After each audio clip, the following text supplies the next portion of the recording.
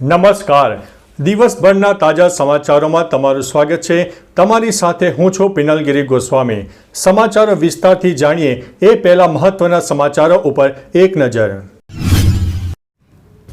મિત્રો, આજની વિડીયોમાં વાત થશે 28 વર્ષીય મહિલાનું ડેન્ગ્યુથી થયું છે મોત. કાશ્મીરમાં ટનલો બનાવીએ છે અને ગામડામાં રોડ નથી. ત્યારે વાત થશે જય શ્રી કૃષ્ણ ગ્રુપ દ્વારા ગરબાની રમઝટ બોલાવવામાં આવી હતી. 1100 અખંડ દીપ પ્રજ્વલિત કરીને મા શક્તિની અનોખી ભક્તિ કરવામાં આવી છે.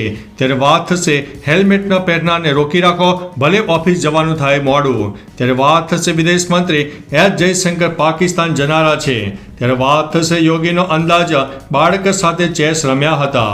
ત્યારે વાત થશે 180 જેટલા સફાઈ કર્મીઓનું યુનિફોર્મ વિતરણ સામે આવ્યું છે.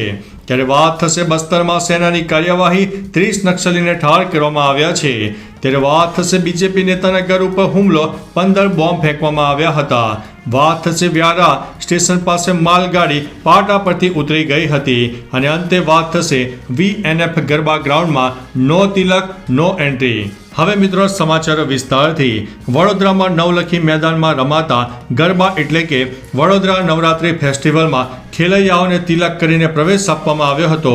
આ મામલે ડભોઈના ધારાસભ્ય શૈલેષ મહેતાએ જણાવ્યું છે કે તિલક વગરનો કોઈ પણ યુવાન દેખાય તો તેને ઊંચકીને બહાર કાઢી નાખો. ઉલ્લેખનીય છે કે યુવાનોમાં પણ તિલકને લઈને ઉત્સાહ જોવા મળ્યો હતો. VNFના પ્રિતેશ શાહે જણાવ્યું છે કે હિન્દુ ધર્મની પરંપરા મુજબ તિલકનું મહત્વનું સ્થાન છે.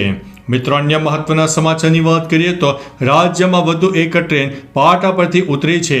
5 વાગ્યાની આસપાસ તાપી જિલ્લાના વ્યારા રેલવે સ્ટેશન નજીક માલગાડી સાથે આ દુર્ઘટના થઈ હતી, જેમાં માલગાડીનું 4 નંબરનું વેગન પાટા પરથી ઉતરી ગયું હતું. પ્લેટફોર્મ નંબર 1 પરથી ગુડ્સ ટ્રેનને મેઇન લાઇન ઉપર જતી વખતે આ ઘટના બની હોવાનું સામે આવ્યું છે. ઘટનાના પગલે રેલ વ્યવહાર પણ ખોરવાયો હતો, જેને પૂર્વવ્રત કરવાની કામગીરી હાથ ધરવામાં આવી હતી. મિત્રો, અન્ય મહત્વના સમાચારની વાત કરીએ તો પશ્ચિમ બંગાળમાં ભાજપના પૂર્વ સાંસદ અર્જુન સિંહના ઘર પર 15 જેટલા દેશી બોમ્બ ફેંકવામાં આવ્યા હતા. સાથે જ અનેક રાઉન્ડ ફાયરિંગ પણ કરવામાં આવ્યું હતું. અર્જુન સિંહે આ ઘટનાનો વિડીયો પણ શેર કર્યો છે. તેમણે કહ્યું છે કે આ ગોળીબારમાં તેમને પગ ઉપર ગોળીનો છરો વાગ્યો હતો. સાથે જ CISFના એક જવાનને પણ પગમાં ઈજા થઈ હોવાનું સામે આવ્યું છે. વિડીયોમાં તેમને ઘરની બહાર ધુમાડો નીકળતો પણ જોવા મળી રહ્યો છે. મિત્રો, અન્ય મહત્વના સમાચારની વાત કરીએ તો છત્તીસગઢના બસ્તરમાં શુક્રવારે સુરક્ષા દળો અને નક્સલવાદીઓ વચ્ચે અથડામણમાં 30 નક્સલવાદીઓ માર્યા ગયા હતા. આ એન્કાઉન્ટર નારાયણપુર અને દંતેવાડા જિલ્લાની સરહદ પર અબુજા માદમાં જંગલમાં થયું હતું. પોલીસને એન્કાઉન્ટર સ્થળ પરથી 7 નક્સલીઓના મૃતદેહ મળી આવ્યા છે. સાથે જ મોટી સંખ્યામાં ઓટોમેટિક હથિયારો પણ જપ્ત કરવામાં આવ્યા છે. અથડામણ અને સર્ચ ઓપરેશન હજુ પણ શરૂ હતું. મિત્રો, અન્ય મહત્વના સમાચારની વાત કરીએ તો 180 જેટલા સફાઈ કર્મીઓનું યુનિફોર્મ વિતરણ કરવામાં આવ્યું છે. સુરેન્દ્રનગર જિલ્લાના ધાંગધ્રા નગરપાલિકા દ્વારા 180 જેટલા સફાઈ કર્મીઓનું યુનિફોર્મનું વિતરણ કરવામાં આવ્યું છે. સ્વચ્છતા અભિયાન હેઠળ સુરેન્દ્રનગર જિલ્લામાં પણ અનેકવિધ પ્રવૃત્તિઓ હાથ ધરવામાં આવી રહી છે. પુરુષ સફાઈ કર્મીઓને ટી-શર્ટ અને મહિલા કર્મીઓને સાડીનું વિતરણ કરાયું હતું. આ ઉપરાંત લોકોને સ્વચ્છતા અભિયાનમાં જોડાવે તે માટે અપીલ પણ કરવામાં આવી હતી. મિત્રો, અન્ય મહત્વના સમાચારની વાત કરીએ તો યોગીનો અલગ અંદાજ, બાળક સાથે ચેસ રમ્યા હતા. ઉત્તર પ્રદેશના મુખ્યમંત્રી યોગી આદિત્યનાથનો એક અલગ અંદાજ જોવા મળ્યો છે. ગોરખનાથ મંદિરના પ્રવાસ દરમિયાન તેમણે દેશના સૌથી યુવા ફાઇડ વર્લ્ડ ચેસ ફેડરેશન રેટેડ ખેલાડી કુશાગ્ર અગ્રવાલ સાથે ચેસ રમ્યા હતા. કુશાગ્રની ઉંમર માત્ર 5 વર્ષ અને 11 મહિના છે અને તે UKGમાં અભ્યાસ કરે છે. પરંતુ ચેસની ચાલમાં તે ભલભલાને હરાવે છે. ચેસમાં તેની સિદ્ધિઓ તેની ઉંમર કરતાં ઘણી વધારે છે. મિત્રો, અન્ય મહત્વના સમાચારની વાત કરીએ તો વિદેશ મંત્રી એસ જયશંકર પાકિસ્તાન જશે. વિદેશ મંત્રી એસ જયશંકર 15 અને 16 ઓક્ટોબરે પાકિસ્તાન જશે, જેઓ ઇસ્લામાબાદમાં SCO હેડ ઓફ ગવર્મેન્ટની બેઠકમાં ભાગ લેશે. વિદેશ મંત્રાલયના પ્રવક્તા રણધીર જયસ્વાલે શુક્રવારે માહિતી આપી હતી. છેલ્લા 9 વર્ષમાં પહેલી વખત કોઈ ભારતીય મંત્રી પાકિસ્તાનની મુલાકાતે જશે. આ પહેલા 2015માં સુષ્મા સ્વરાજ પાકિસ્તાન ગયા હતા. ગત 29 ઓગસ્ટે પાકિસ્તાને PM મોદીને SCO બેઠક માટે આમંત્રણ આપ્યું હતું. મિત્રો, અન્ય મહત્વના સમાચારની વાત કરીએ તો હેલ્મેટ ન પહેરનારને રોકી રાખો, ભલે ઓફિસનું મોડું થાય. ગુજરાત હાઈકોર્ટમાં ફરી એકવાર હેલ્મેટનો મામલો ગુંજ્યો છે. પોલિટેકનિકથી IIM વચ્ચે બનનારા ઓવરબ્રિજને લઈને કરવામાં આવેલી પીલની સુનાવણી દરમિયાન ચીફ જજે જણાવ્યું હતું કે હેલ્મેટ ફરજિયાત કરાયું હોવા છતાં અમદાવાદ શહેરમાં કોઈ હેલ્મેટ નિયમનું પાલન કરીને હેલ્મેટ પહેરતું નથી.